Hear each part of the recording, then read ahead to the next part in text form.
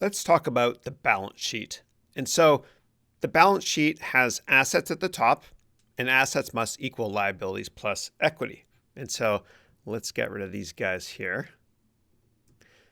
All right, so underneath assets, we have current assets and long-term assets. And current assets are sorted by stuff we can convert to cash first and stuff that takes us longer to convert to cash. So cash can obviously be converted to itself right away. And then comes short-term investments, which could be treasury bills. And then accounts receivable, meaning money that's owed to us by customers. So instead of a customer paying us cash for something, we basically told them, hey, don't worry about it. You can pay me in 27 or 28 days from now. And so we're actually at a cash deficit because of that. Don't worry if that doesn't make sense to you. We'll cover that in the cash flow section, next section. And then we have inventory here. And so current assets are stuff we can convert to cash in less than 1 year.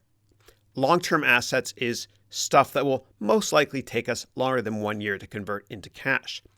And so we already talked about depreciation, but what we do on the balance sheet is we list what our asset is valued at today, meaning after we subtracted all of the depreciation from prior years. Okay, so that's assets. And so total assets is basically current assets plus long-term assets.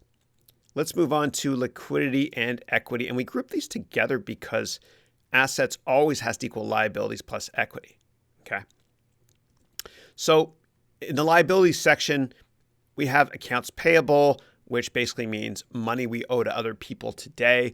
And I always encourage companies to pay their bills as late as possible without incurring a penalty. And the reason is that you need to think of yourself as a bank, because if you pay your bills as late as you can without incurring interest expenses or penalties, then you get to collect that little bit of interest on that cash until you pay it back. And I know interest rates are low today, so it doesn't seem to matter, but it does matter when interest rates are 12% or so or much higher. Because if you think about it, if you paid all of your debts, right, 1 or 2 days before they were due instead of right at the beginning of the month, so if you paid them at the end of the month, then what that would mean is you would save 1% every month times 12 months. That's 12%. That's a big deal. That's a big deal. And we have short-term debt, and these items here are due in less than 1 year. And then similar to long-term assets, when it comes to long-term liabilities, long-term debt is stuff or debt that's due in greater than 1 year. And so total liabilities, of course, equals current liabilities plus long-term liabilities. Let's move on to equity now. Okay. Equity is composed of a couple items. Retained earnings, which basically, this is actually the link between the income statement and the balance sheet. They talk to each other because you have earnings and you retain your earnings, right? You don't pay them out, right? You can pay out dividends if you want, but let's assume we're not. If we don't pay out our earnings and we just keep it for ourselves in our company, then we retain those earnings. And retained earnings is simply what was net income last quarter, that sort of thing, okay? And I'll explain that in more detail in a second. And this is the issuing of common shares or stock, right? And so, of course, assets has to always equal liabilities plus equity. Now, what we're going to do is we're going to analyze, similar to what we did with the income statement exercise, a couple of years, 2014, 2015. Then we'll look at the dollar change year over year. Remember, finance is all about looking at the rate of change and looking for patterns. And then we'll look at the percent change year over year. And then we'll flag these items, the percent changes. Are those concerns or not? And if there is a concern, then we'll explain why. Okay, let's take a look at our numbers here. As you can see, liabilities and equity here equals assets here. Same can be said for 2015. Assets here is equal to liabilities plus equity. And I've got this really cool formula set up for you, and I'm including this file in this current lecture, and you can actually use this. See that? It basically says, if this doesn't equal that, then say, hey, balance sheet doesn't balance. Otherwise, do the opposite. And I'll show you how that formula works. So if I just delete a bunch of stuff here, see there? It says, no, the balance sheet doesn't balance, right? So I'll just Control Z, undo that. And by the same token here, if I do that stuff, no, the balance sheet doesn't balance. Okay, that's our little check. That's why it's called a balance sheet, right? Assets have to balance with liabilities and equities. Okay, let's look at the dollar change year over year. And I also want to look at the percent change year over year. And so our cash balance goes up $200,000. You might ask yourself, well, wait a second, Chris, doesn't that just mean our net income was $200,000 for the year? The answer is absolutely not, right? Because cash and net income are different things, right? Because remember, there's non-cash expenses like depreciation and other stuff like that. Don't worry if that sounds complicated. By the end of the cash flow section, which is next section, there will be an aha moment and all this will make perfect sense. Okay, so let's look at trends. So cash was up a healthy 50% year over year. That's awesome. Okay. And our accounts receivable was up less than cash, which I always like to see. And inventory was up a bunch as well. I guess it's kind of a concern, but you know what? It's such a small number. I'm not too concerned. Okay.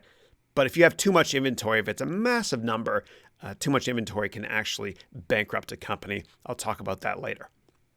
Moving on to long-term assets, looks like our building went down 5% year over year. And the reason is because, remember, during the income statement exercise, our depreciation was $5,000, right? So that's why. And it looks like we bought $10,000 more of land here. And for the first time, we bought a machine here as well. Okay, so assets went up 20% year over year. Now let's try and understand why assets went up that much. So let's look at the liability section first. Accounts payable, meaning the money we owe to others, went up 17% year over year. Our short-term debt went down 11% year over year. That's awesome. I love to see that.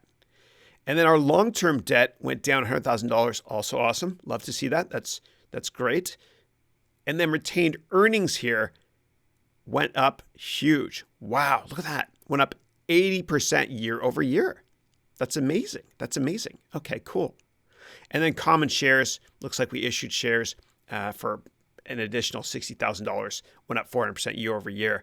But it looks like the bulk in the increase of the 20% for liabilities and equities, this section, came from retained earnings, right? And that will tell us basically why this side increased, right? So here we have cash and equivalents increasing $200,000, right? A lot of that will be explained by this, but there's something that doesn't make sense to me. And it won't make sense to us until we do the cash flow statement exercise in the next section, which is this.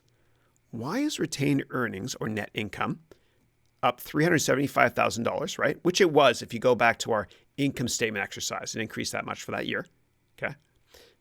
Why is that the case? And cash was only up $200,000. Just keep that in mind. I want to put that in your radar screen right now. Don't worry about it. We'll cover that once we get to the cash flow statement. And let's look actually at the income statement to see, just to verify that that's right. See, retained earnings, right? So it's the earnings that you retained, was up $375,750. So let me just go over here and drag in my income statement. That's what I'm talking about. Here we go. Yeah, that's right. So it looks like net income or profit was $375,000 here. So let me say bye-bye to that. Great. Okay, cool. So are there any concerns here? Not really. I mean, I might have concluded that inventory was a concern, but it's not because it's so small. That is an explanation of the balance sheet.